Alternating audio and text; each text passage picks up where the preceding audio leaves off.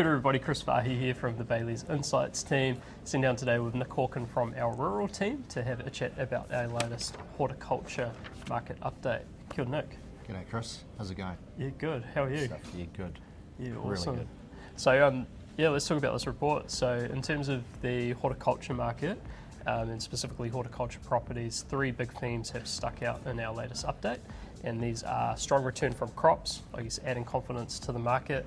We've got the impact on some interesting licensing restrictions around kiwi fruit varietals, and then this emergence of a two-tier market. So in this video, we'll be talking through those themes. So first up, Nick, we've got strong return on crops. What can you tell us? Yeah, look, I mean, the industry has been experiencing great returns for a number of years now, and that's driven the interest from buyers, both within the sector to expand, but equally outside of the sector. That outlook seems to be continuing. And so, look, the confidence in the industry and the produce itself, both the gold and green variety has been tremendous, and Zespri are now bringing out the red varietal as well. So, you know, they continue to innovate with their varieties, but fundamentally, the cash returns that are being generated from these assets are significant, and from an ROI perspective, you know, they still stack up. Yeah, we've obviously seen the massive boost in orchard prices off the back of that, you know, particularly for Sun Gold G3 going absolutely through the roof, which is obviously exciting. Yeah, and I think the context of that is that, you know, where we saw prices potentially peak from a land sales perspective, that was earlier this year.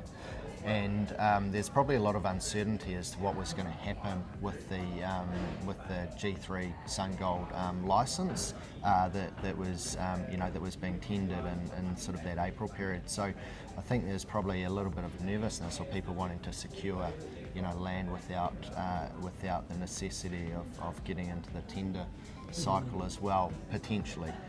But yeah, it will be interesting to see, you know, the impact of the latest tender. And what that will do to land values for that product. Yeah, and so that was obviously the second big theme around restrictions around licensing.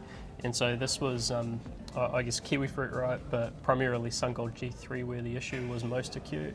Yeah, so I think the Sun Gold G3, that's, you know, for the last couple of years, you know, it's had more than twice the amount of people tendering for the hectares available than what was prescribed through the process. So you could argue that it's been fully oversubscribed by twice the amount for the last couple of years, and then this year Zespri decided that only 350 hectares would be allocated, down from the 700, and what happened was they were actually undersubscribed, only slightly. But the key bit to this is that the devil's always in the detail, and that doesn't necessarily mean that you know, supply and demand have caught up with each other.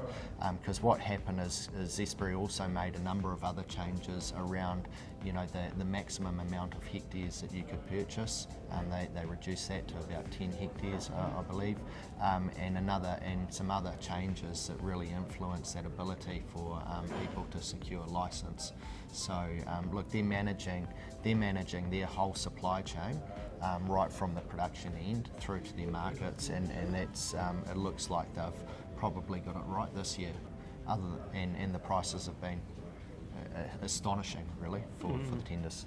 Yeah, absolutely, and it's quite interesting because when you looked at the tender results at face value, it looked undersubscribed, but yeah, those other factors around the limitation to 10 hectares and that type of stuff obviously is a big driver behind that. Yeah, that's right, and equally I think the spread between the median price this year of 801 versus the lowest price, that gap, and so the lowest accepted price I think was around 452,000 per hectare. So that gap, that spread between the lowest accepted price and that median, is the biggest that it's been. So there's clearly a much bigger sort of differential between people really needing license versus those that nice to add. Yeah, that needed to add it. So that's quite interesting. Whereas the spread over the last few years was really quite a lot tighter between the minimum and median price. So. And then finally, we've got the emergence of a two-tier market, primarily around the size of properties.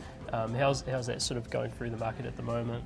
Yeah, look, I think earlier this year, a key observation that we sort of identified was those that were looking for scale, so probably 6-10 hectares plus, they were prepared to go out on a little bit more of a limb than those that were just looking for those smaller blocks.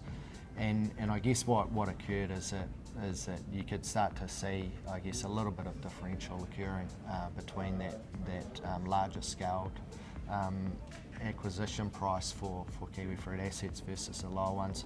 I think that may have moved on off the back of the changes with the licenses, so it's going to be quite interesting to see how land prices respond when we enter the next sales season this year, and particularly off the back of the increased prices for the license. It will be quite interesting to see how the market responds to that around transaction prices for the property assets. So those were the three big themes that stuck out in our horticulture property market update. If you do want to get a copy of the latest update, jump onto bayleys.co.nz where you can download a copy of the report. The other thing we should definitely mention is if you're in the market to pick up a property, make sure to check out our Country magazine or our Rural Insights brochures, which have the latest and greatest properties that are available for sale on the market. So with that said, we'll wrap it up here. So thanks, Nick. Yeah, thanks, Chris. Thanks for having me again. And we'll see you next time.